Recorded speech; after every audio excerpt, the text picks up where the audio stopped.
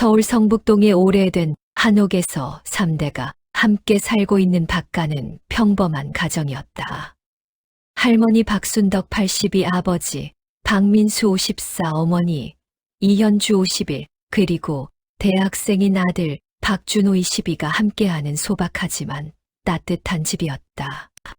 2025년 가을, 할머니의 팔순 생신을 앞두고 가족들은 오래된 창고를 정리하기 시작했다.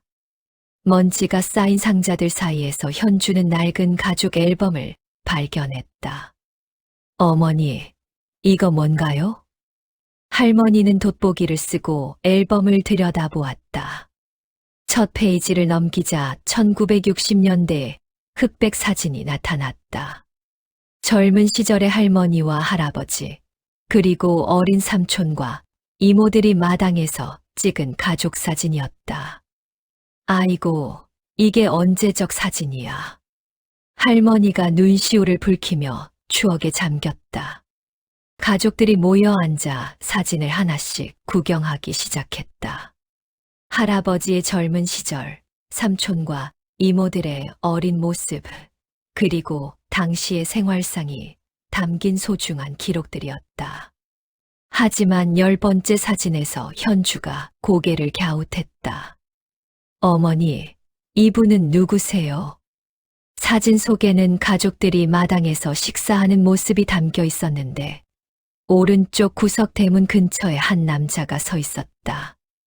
20대 초반으로 보이는 수척한 체격의 남자였는데 하얀 셔츠를 입고 있었고 얼굴이 그림자에 가려져 명확하지 않았다.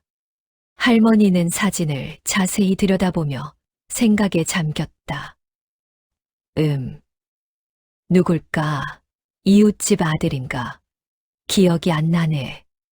할아버지 친구 아닐까요? 준호가 말했다. 아니야. 내 할아버지는 친구들과 사진 찍는 걸 좋아하지 않았어. 낯선 사람이 왜 우리 사진에? 민수도 사진을 살펴보았지만 도무지 기억나지 않았다. 그냥 지나가던 사람이 우연히 찍힌 것 같은데요. 예전엔 그런 일이 종종 있었잖아요. 가족들은 대수롭지 않게 넘어가고 다음 페이지를 넘겼다. 하지만 이상한 일이 계속되었다. 다음 사진은 1965년 할아버지 생신 때 찍은 것인데 여기에도 같은 남자가 있었다. 이번엔 마루 끝에 서 있었는데 여전히 하얀 셔츠를 입고 있었다.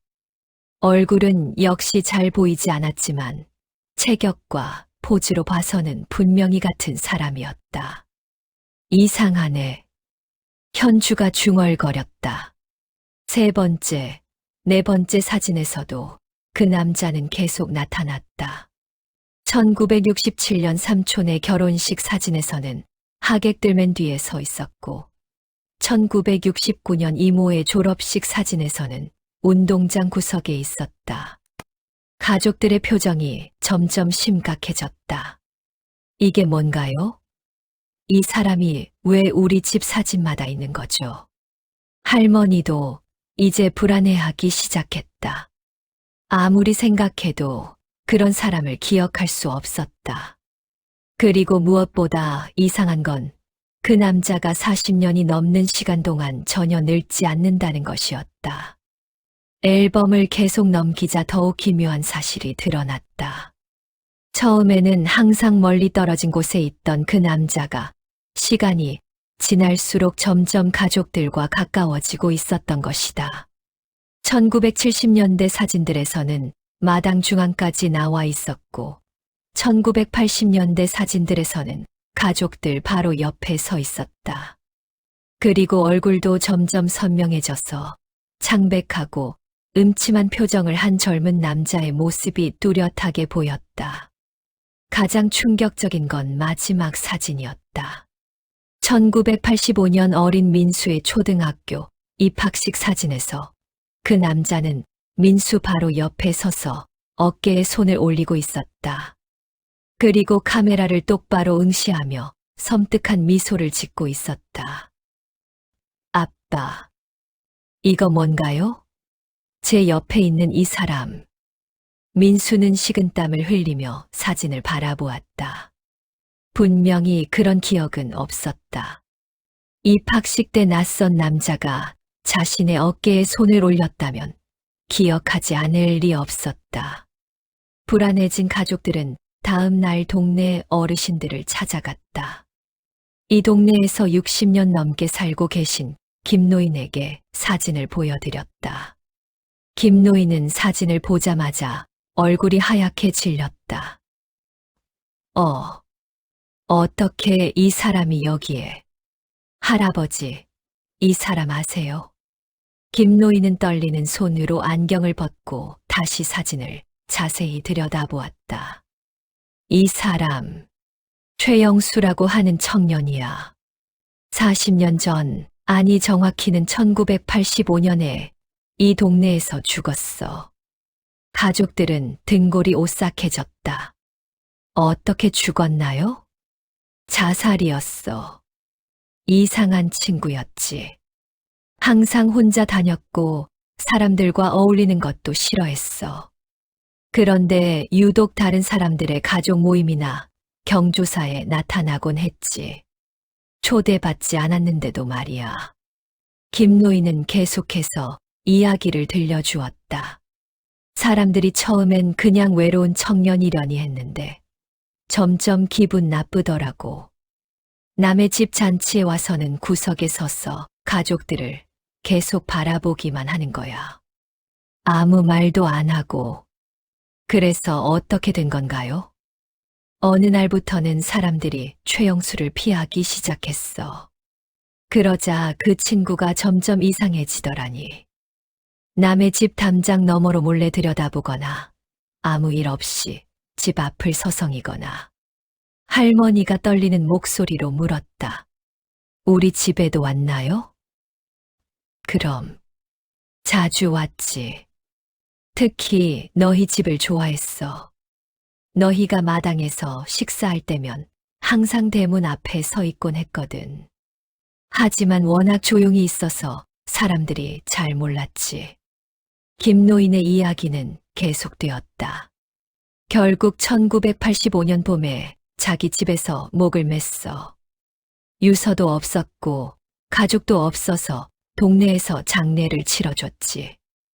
그런데 이상한 건 죽기 전날까지도 너희 집 앞을 서성이고 있었다는 거야. 그날 밤 가족들은 앨범을 거실 테이블에 둔 채 잠자리에 들었다. 하지만 아무도 쉽게 잠들 수 없었다. 새벽 3시경 현주가 화장실에 가려고 일어났다가 이상한 소리를 들었다. 거실에서 바스락거리는 소리가 들려오는 것이었다. 처음엔 바람에 창문이 흔들리는 소리려니 했지만 계속 들어보니 종이가 넘어가는 소리 같았다. 현주는 조심스럽게 거실로 향했다. 거실은 어둠에 쌓여 있었지만 희미한 가로등 빛이 창문으로 들어와 어렴풋이 사물들을 비추고 있었다. 그런데 테이블 위의 앨범에서 정말로 소리가 나고 있었다. 마치 누군가가 페이지를 넘기고 있는 것처럼. 현주는 전등을 켜려고 손을 뻗었지만 갑자기 앨범에서 강한 바람이 불어나오며 페이지들이 빠르게 넘어가기 시작했다. 여보, 여보. 현주의 비명소리에 민수가 뛰쳐나왔다. 하지만 그가 거실에 도착했을 때는 이미 모든 것이 조용해진 상태였다. 무슨 일이야? 앨범이 혼자 넘어가고 있었어. 민수는 앨범을 살펴보았다. 마지막 페이지가 열려 있었는데 거기에는 1985년 민수의 입학식 사진이 있었다. 그런데 이상한 점이 있었다. 사진 속 최영수의 위치가 바뀌어 있었던 것이다. 분명히 낮에는 민수 옆에 서 있었는데 이제는 한 걸음 앞으로 나와 있었다. 그리고 표정도 전보다 더욱 선명하고 생생해져 있었다. 다음 날부터 집안에서는 계속해서 이상한 일들이 벌어지기 시작했다. 새벽마다 앨범에서 바스락거리는 소리가 들렸고 아침에 확인해 보면 사진 속 최영수의 위치가 조금씩 변해 있었다. 처음에는 아주 미세한 변화였지만 날이 갈수록 그 움직임이 뚜렷해졌다. 사진 속에서만 변화가 있는 게 아니었다. 집 안 곳곳에서 차가운 기운이 느껴졌고 아무도 없는 방에서 발소리가 들렸다. 그리고 간혹 창가에서 누군가가 안을 들여다보는 것 같은 시선을 느꼈다. 가장 무서운 건 준호가 겪은 일이었다. 어느 날 밤 늦게 공부를 하다가 잠시 잠이 든 준호는 누군가가 자신의 어깨를 만지는 느낌에 잠을 깼다. 하지만 방에는 아무도 없었다. 그런데 책상 위에 놓인 앨범이 열려 있었고 1985년 아버지의 입학식 사진에서 최영수가 자신을 바라보며 미소 짓고 있었다. 아빠, 이거 뭔가요? 왜 이 사람이 절 쳐다보고 있어요? 준호의 말에 민수가 앨범을 확인해 보니 정말로 최영수의 시선이 카메라가 아닌 다른 곳을 향하고 있었다. 마치 사진을 보는 사람을 응시하는 것처럼. 더 이상 견딜 수 없게 된 가족들은 무속인을 찾아갔다. 이 동네에서 50년간 굿을 해온 만신 박영자에게 사정을 이야기하고 앨범을 보여주었다. 박영자는 앨범을 보자마자 급하게 손을 뒤로 빼며 거부 반응을 보였다. 이건 보통 귀신이 아니에요. 산 사람에 대한 집착이 너무 강해서 죽어서도 못 떠나는 원혼입니다. 어떻게 해야 하나요? 이 사람이 살았을 때 당신들 가족에게 특별한 감정을 가지고 있었을 거예요. 가족이 되고 싶어 했거나 아니면 가족을 빼앗기고 싶어 했거나. 박영자는 계속해서 설명했다. 사진이라는 게 단순한 기록이 아니에요. 그 순간의 영혼과 기운이 담겨 있는 거죠. 이 원혼이 생전에 당신들 가족 사진에 자꾸 나타난 건 자신도 그 가족의 일원이 되고 싶어 했기 때문일 거예요. 그럼 이제 어떻게 되는 건가요? 박영자의 표정이 심각해졌다. 사진 속에서 점점 앞으로 나오고 있다는 건 이승으로 완전히 넘어오려 한다는 뜻입니다. 사진의 경계를 넘어서 실체화되려는 거죠. 가족들은 소름이 돋았다. 실체화되면 어떻게 되나요? 그럼 진짜 가족의 일원이 되려고 할 거예요. 누군가를 차지하거나 아니면 누군가를 자기가 있던 곳으로 데려가거나.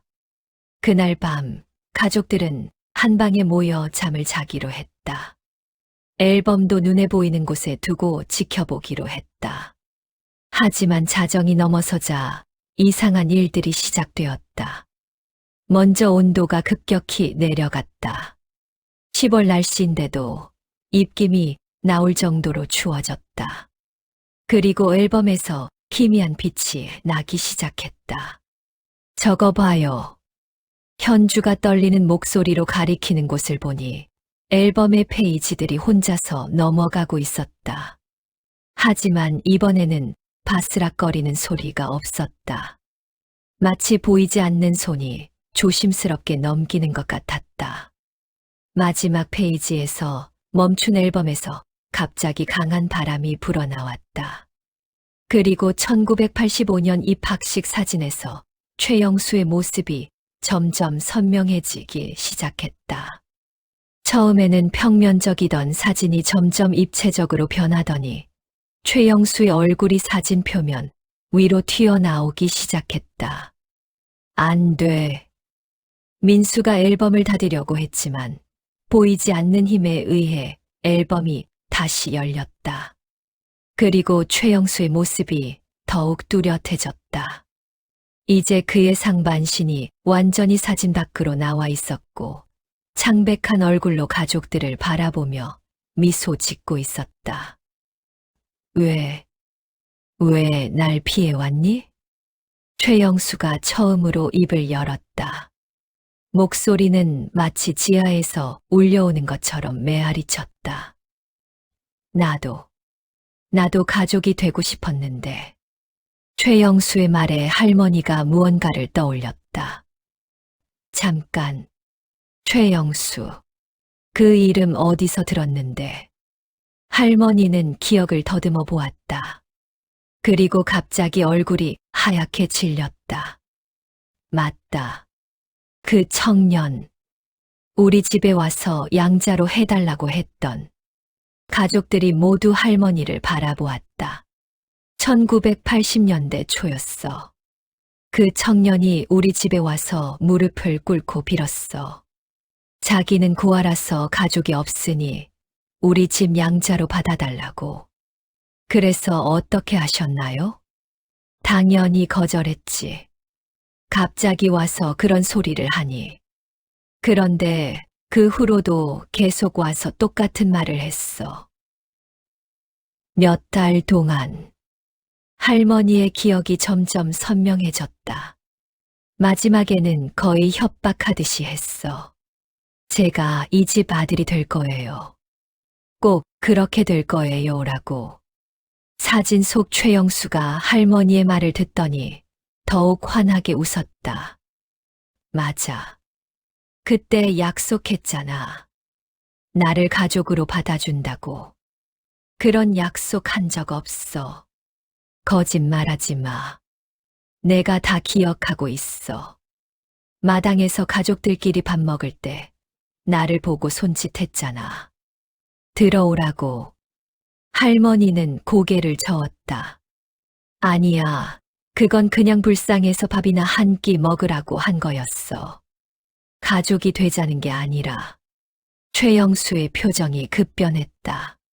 거짓말. 모두 거짓말이야. 나를 가족으로 받아들인다고 했는데.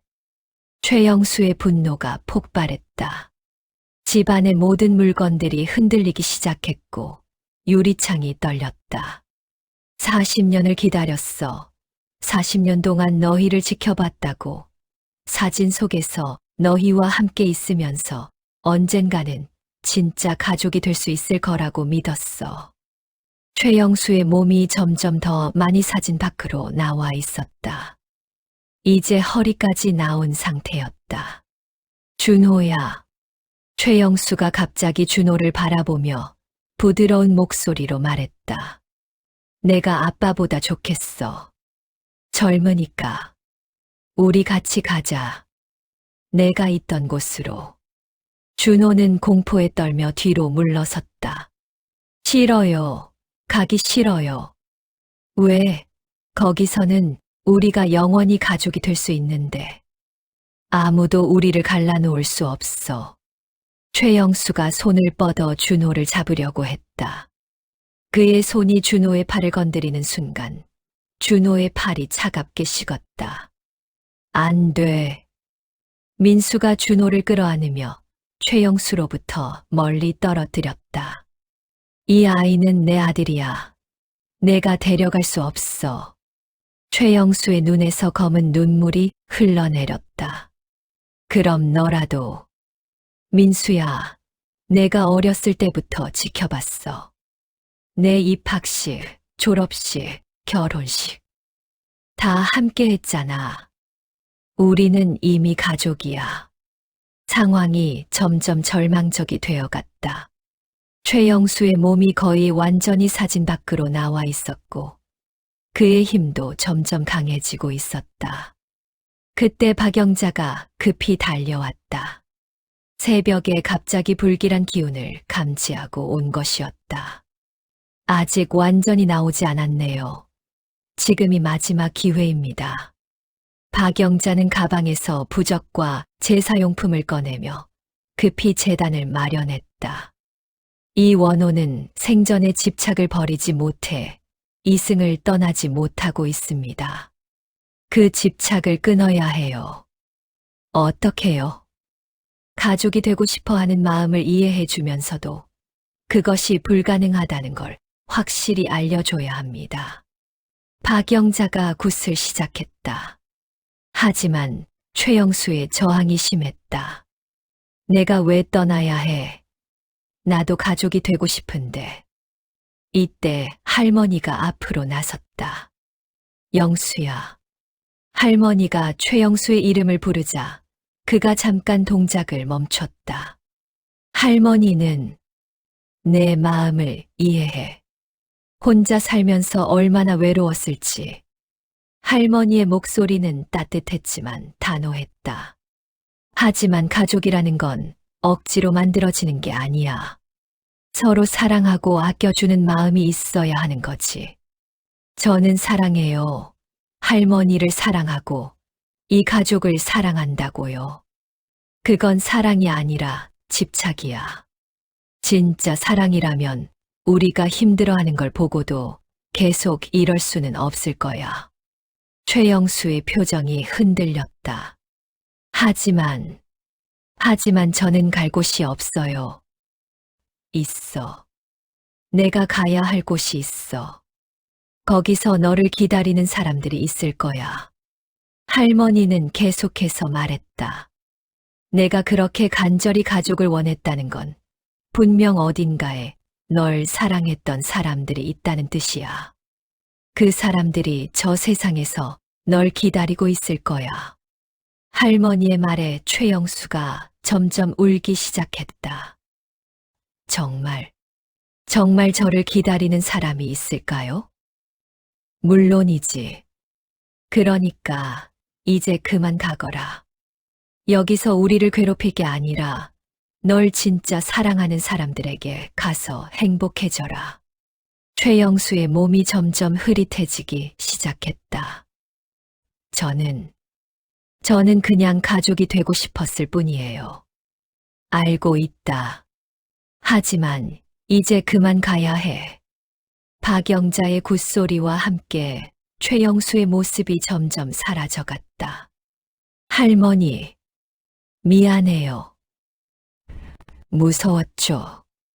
괜찮다. 이제 편히 쉬거라. 마지막으로 최영수가 가족들을 한 번씩 바라보며 고개를 숙였다. 준호야, 공부 열심히 해라. 민수 씨, 가족 잘 돌보세요. 현주 씨, 건강하세요. 그리고 할머니에게는 특별히 깊게 인사했다. 할머니, 그동안 감사했습니다. 가족이 뭔지 가르쳐줘서.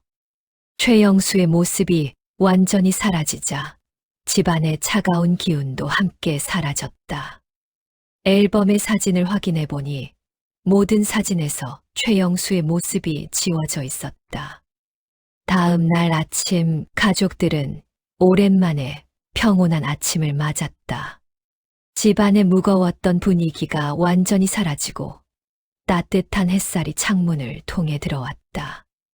앨범을 다시 확인해 보니 모든 사진에서 최영수의 모습이 완전히 사라져 있었다. 마치 처음부터 없었던 것처럼 깨끗하게 지워져 있었다. 이제 정말 끝난 건가요? 준호가 조심스럽게 물었다. 박영자는 고개를 끄덕였다. 네, 완전히 떠났습니다. 이제 다시는 돌아오지 않을 거예요. 하지만 가족들의 마음에는 복잡한 감정이 남아 있었다. 무서웠지만 한편으로는 최영수에 대한 연민도 느꼈다. 불쌍한 사람이었네요. 현주가 말했다. 그렇게 가족을 원했는데. 할머니는 창밖을 바라보며 중얼거렸다. 아마도 우리가 그 청년의 마지막 소원을 들어준 것 같아. 진짜 가족이 뭔지 알게 해준 거지. 그로부터 일주일 후 가족들은 할머니의 팔순 잔치를 열었다. 동네 사람들과 친척들이 모두 모여 즐거운 시간을 보냈다. 잔치가 끝나고 사진을 찍을 때 준호가 문득 뒤를 돌아보았다. 혹시 또 누군가가 구석에 서 있지는 않을까 하는 마음에서였다. 하지만 거기에는 아무도 없었다. 다만 따뜻한 바람이 살랑 불어와 나무잎들을 흔들고 있을 뿐이었다. 준호야, 왜 그러니? 할아버지가 물었다. 아니에요. 그냥. 준호는 미소를 지으며 가족들 곁으로 돌아왔다. 이제는 더 이상 두렵지 않았다.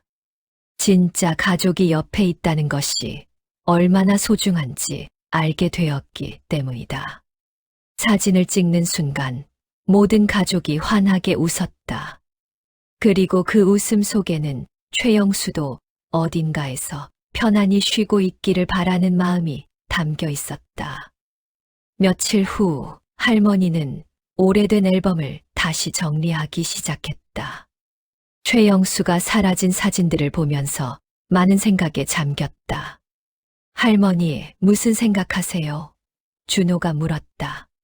그 청년 말이야. 사실 불쌍했어. 가족이 뭔지 몰랐던 거야. 할머니는 사진을 하나하나 들여다보며 계속했다. 가족이라는 건 그냥 같이 사는 사람들이 아니야.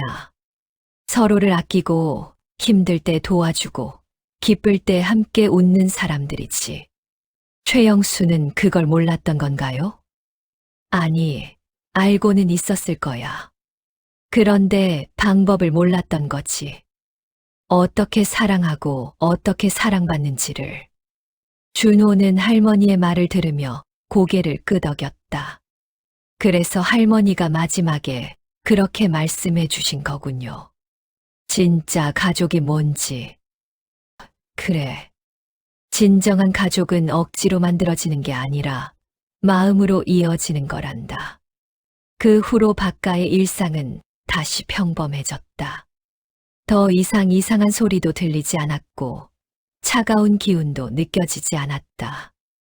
하지만 가족들은 전보다 더욱 서로를 소중히 여기게 되었다. 함께 식사할 때도, TV를 볼 때도, 그냥 같은 공간에 있을 때도 그 시간들이 얼마나 귀중한지 알게 되었다. 특히 준호는 할머니와 더 많은 시간을 보내려고 노력했다. 대학 과제로 바쁜 중에도 할머니와 함께 옛날 이야기를 들으며 시간을 보냈다. 할머니, 어릴 때는 어떠셨어요? 할머니도 내 나이 때는 꿈이 많았단다. 선생님이 되고 싶었어. 왜 안 되셨어요? 그때는 여자가 공부하기 어려운 시절이었거든. 그래도 후회하지 않아. 대신 너희들을 키우면서 행복했으니까. 이런 대화를 나누면서 준호는 할머니의 삶에 대해 더 많이 알게 되었고, 가족이라는 것의 진정한 의미를 깨달았다. 한편 저 세상 어딘가에서 최영수는 처음으로 진정한 평화를 느끼고 있었다. 박가를 떠난 후 그는 오랫동안 방황했다. 40년 동안 품었던 집착을 놓는다는 것이 쉽지 않았다. 하지만 할머니의 따뜻한 말들이 계속 마음속에 울렸다. 진짜 사랑이라면 우리가 힘들어하는 걸 보고도 계속 이럴 수는 없을 거야. 그 말이 최영수의 마음을 변화시켰다. 진정한 사랑은 상대방을 행복하게 해주는 것이라는 걸 깨달은 것이다. 그리고 어느 날 최영수는 환한 빛을 보았다. 그 빛 속에서 한 여인이 나타났다. 영수야. 그것은 최영수가 어릴 때 돌아가신 어머니였다. 최영수가 고아가 된 이유는 어머니가 일찍 세상을 떠났기 때문이었다. 어머니. 최영수는 어린아이처럼 어머니의 품에 안겼다. 많이 외로웠지. 이제 괜찮아. 어머니가 여기 있잖아. 그제서야 최영수는 자신이 진정 찾고 있던 것이 무엇인지 알았다. 박가의 가족이 아니라 자신만의 가족이 필요했던 것이다. 3개월이 지난 어느 날 준호는 꿈을 꾸었다. 꿈 속에서 최영수가 나타났는데 예전과는 완전히 다른 모습이었다. 밝고 편안한 표정으로 미소를 짓고 있었다.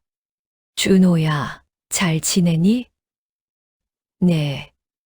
최영수 씨도 잘 지내세요? 응, 이제 정말 행복해. 우리 어머니를 만났어. 꿈 속의 최영수는 더 이상 음침하지 않았다. 마치 오랜 병에서 회복된 사람처럼 건강해 보였다. 할머니께 고맙다고 전해줘. 가족이 뭔지 가르쳐 주셔서. 네, 꼭 전할게요. 그리고 준호야, 너희 가족을 소중히 해. 함께 있을 수 있다는 것만으로도 기적이야. 꿈에서 깬 준호는 할머니께 이 이야기를 전했다. 할머니는 눈시울을 붉히며 고개를 끄덕였다. 그래, 이제 정말 편히 쉬겠구나. 할머니의 팔순 잔치 사진이 인화되어 나왔다.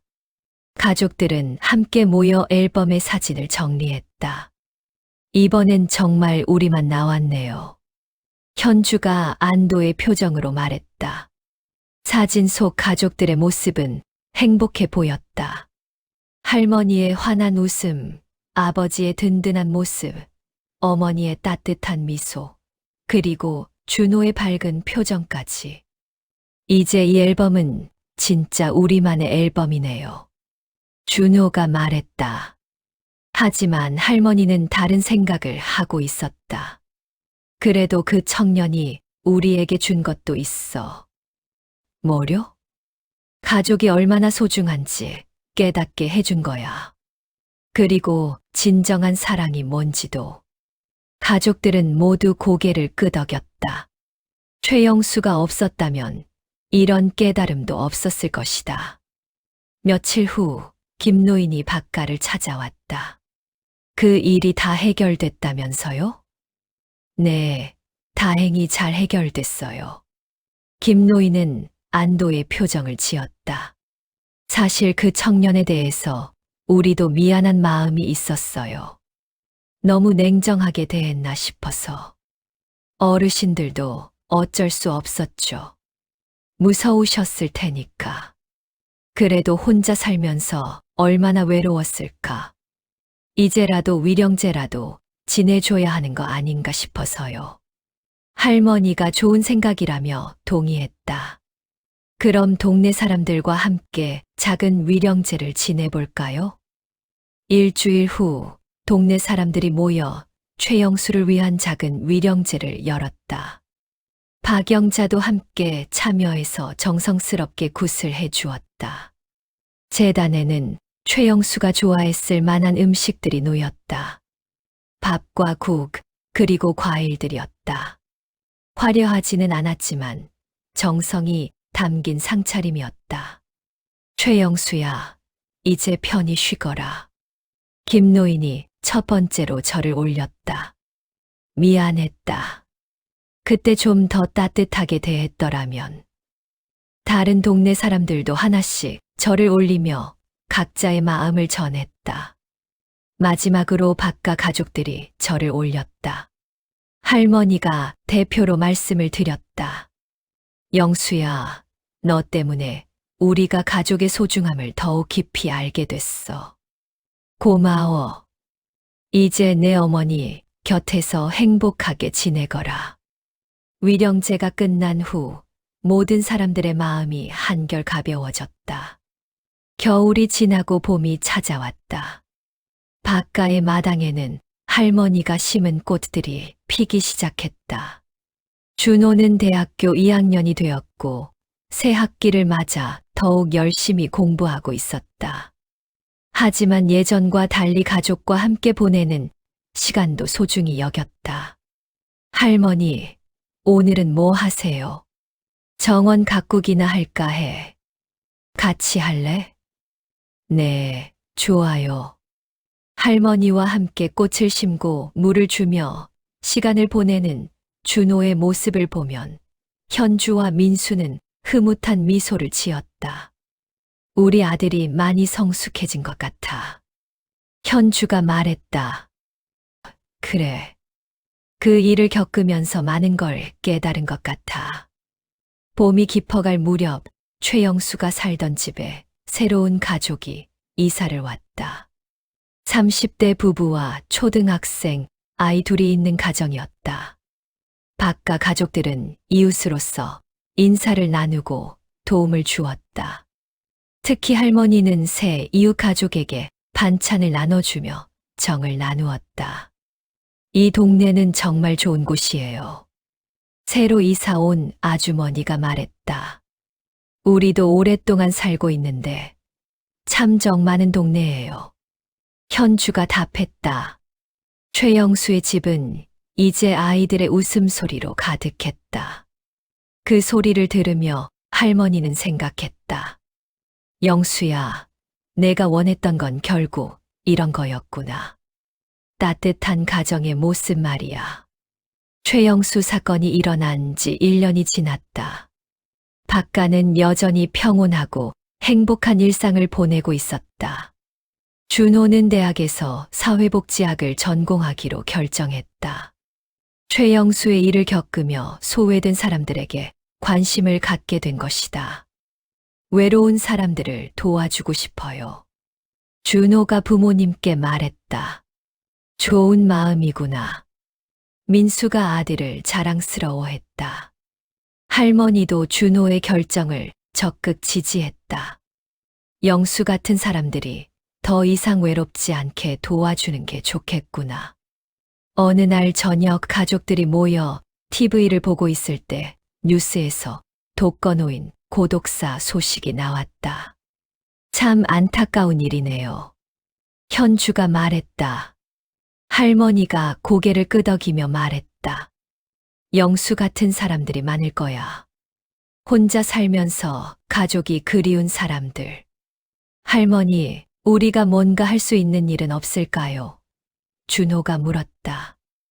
내가 공부하는 사회복지 일을 열심히 하면 되지. 그런 분들을 돌볼 수 있잖아. 준호는 더욱 확신을 갖게 되었다. 자신의 진로가 옳다는 것을. 2년 후 할머니의 82세 생신날, 뜻하지 않은 선물이 도착했다. 우편함에서 발견한 편지 한 통이었는데 발신일란에는 최영수라고 적혀 있었다. 가족들은 깜짝 놀랐지만 편지를 열어보니 전혀 무서운 내용이 아니었다. 박순덕 할머니께 저는 최영수입니다. 놀라지 마세요.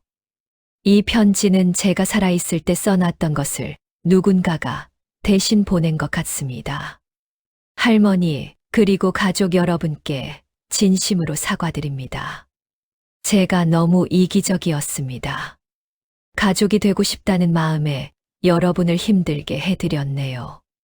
하지만 마지막에 할머니가 해주신 말씀 덕분에 깨달았습니다. 진정한 사랑이 무엇인지, 진정한 가족이 무엇인지. 저는 이제 제 어머니를 만나 행복합니다. 할머니가 말씀해 주신 대로 저를 진짜로 사랑하는 사람이 기다리고 있었습니다. 여러분도 항상 행복하세요. 그리고 서로를 사랑하는 마음 잊지 마세요. 감사합니다. 최영수 드림. 편지를 다 읽은 후 가족들은 모두 눈시울을 붉혔다. 정말 편히 쉬고 있나 보구나. 할머니가 중얼거렸다. 그로부터 몇 년이 더 지났다. 준호는 사회복지사가 되어 독거노인들을 돌보는 일을 하고 있다. 그의 일터에는 최영수의 사진이 작게 걸려 있다. 잊지 말자는 의미로. 할머니는 여전히 건강하게 지내고 계시고 가족들은 더욱 끈끈한 유대감으로 이어져 있다. 그리고 가끔 봄날 따뜻한 바람이 불 때면 집안에 은은한 꽃향기가 흘러온다. 그럴 때마다 가족들은 생각한다.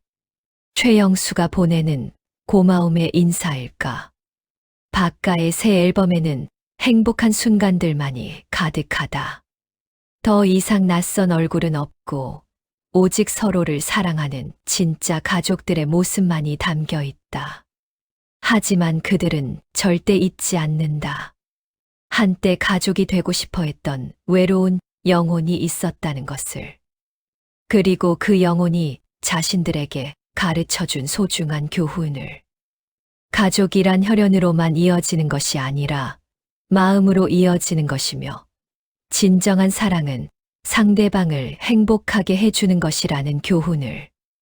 그렇게 박가의 이야기는 계속되고 있다. 더욱 깊어진 사랑과 이해로, 더욱 단단해진 유대감으로. 그리고 어딘가에서 최영수도 자신의 진짜 가족과 함께 영원한 평화를 누리고 있을 것이다.